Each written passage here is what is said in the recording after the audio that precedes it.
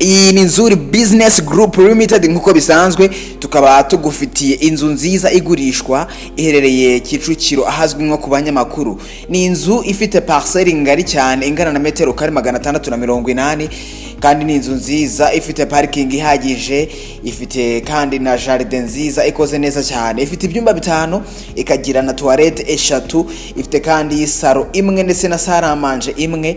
Iyi nzu kandi ifite cuisine igezweho, irahendutse cyane kuko igiciro cyayo miliyoni 130 gusa zishobora no kuganirwaho.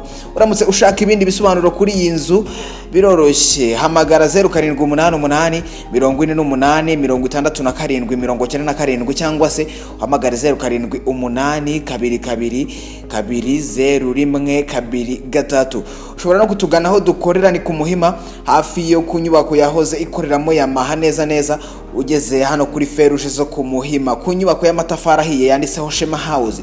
Uri kuvanya Bugogo ni ibumoso bwawe.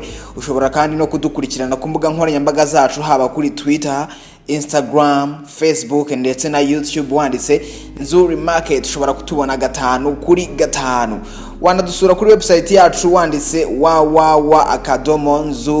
www.nzuri.rw. Nzuri Business Group ikaze.